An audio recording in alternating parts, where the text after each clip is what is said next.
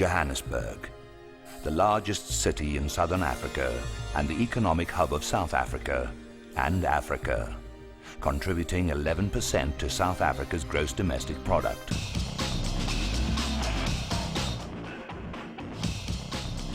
The central business district of Johannesburg has an influx of over 1 million commuters per day.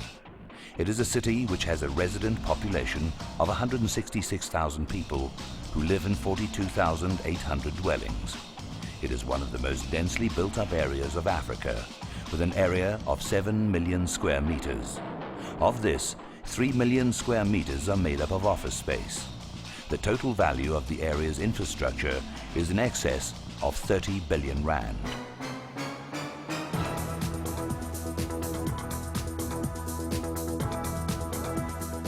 One of the buildings in this metropolis is the Kine Center.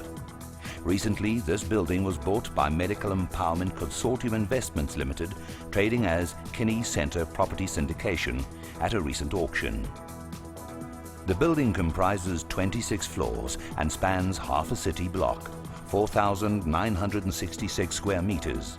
It is neighbor and links to the prestigious Carlton Center, the tallest building in the CBD, through an underground arcade which comprises 469 square meters of retail space. The complex has a total floor space of 37,000 square meters, with retail outlets on the ground floor and the adjacent Small Street shopping mall.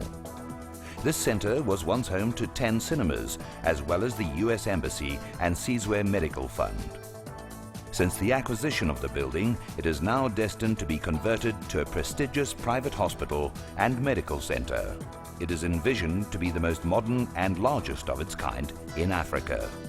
The conversion from office block to hospital will be overseen by Louis Pasteur Investments Limited, LPI, the same group that is the holding and management company of the Louis Pasteur Private Hospital in Pretoria.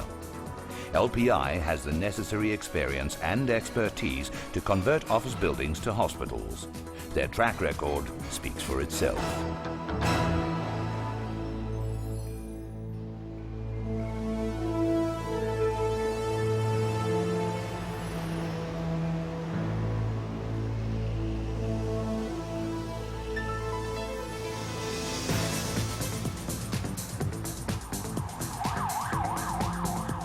It's early morning rush hour in Pretoria, and as in any large city, emergency services are on standby 24 hours a day.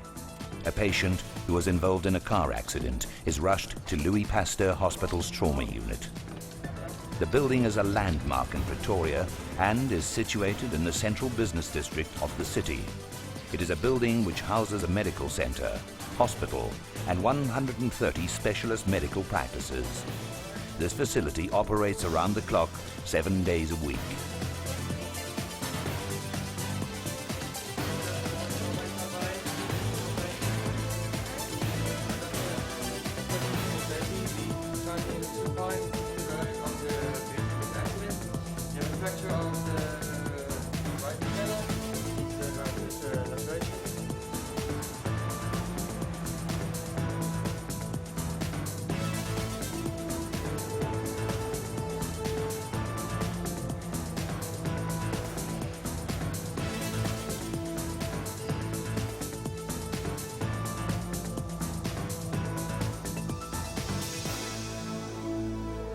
It is a success story that has evolved over the past 6 years.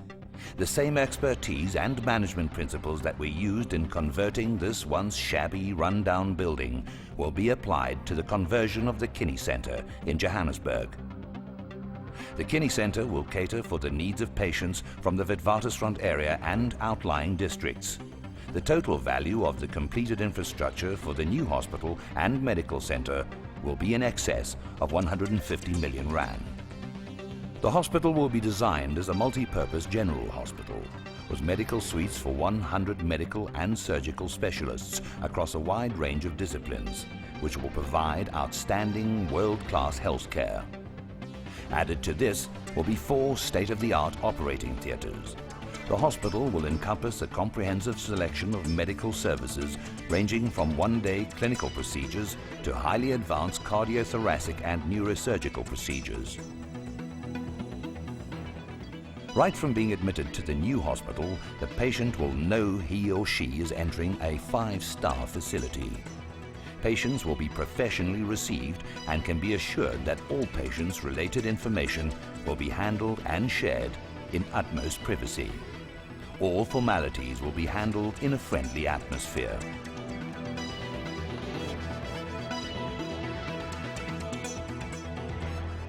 The intensive care unit will make provisions for a 9-bed ward where each patient will have his own room in the form of private cubicles, spacious enough for personnel to move freely and effectively.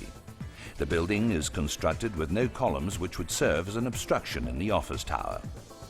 This makes it ideal from a planning point of view, since an architect can easily reallocate space to new uses without having to try and work around such obstacles.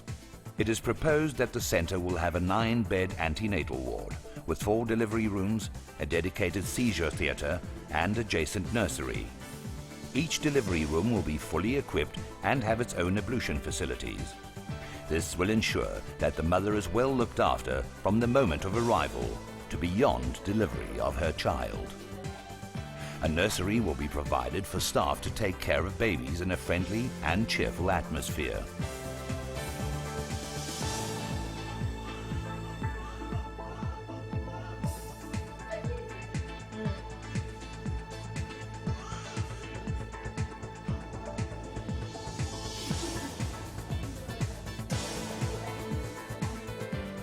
A postnatal intensive care unit is planned to be part and parcel of the antenatal ward, where the mother is close to her child. Here again, state-of-the-art equipment will assist in the best possible care for the patient.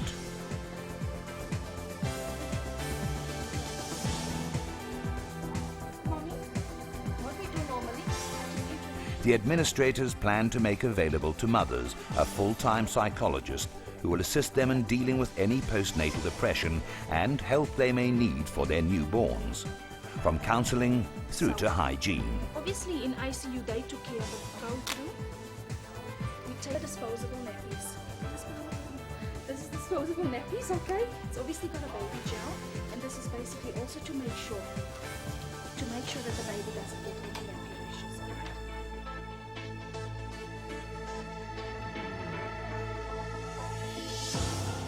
It is proposed that the surgical ward be placed near the main theatres and the adult intensive care units. This ward will be responsible for most of the pre- and post-operative medical care.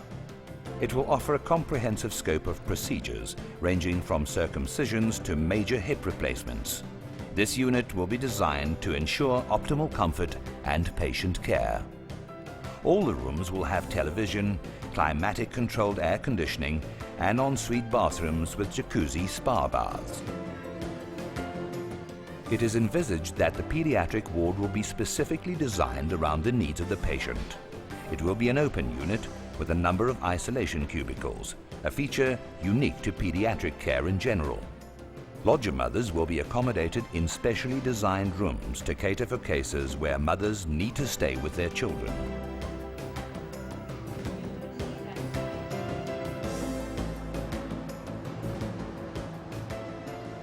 The hospital's pharmacy is planned to be located in the link between the Carlton Centre and the hospital centre. Apart from being the hospital's pharmacy, it will also have a retail section for the general public. Also located in this arcade will be the pathology and trauma centre.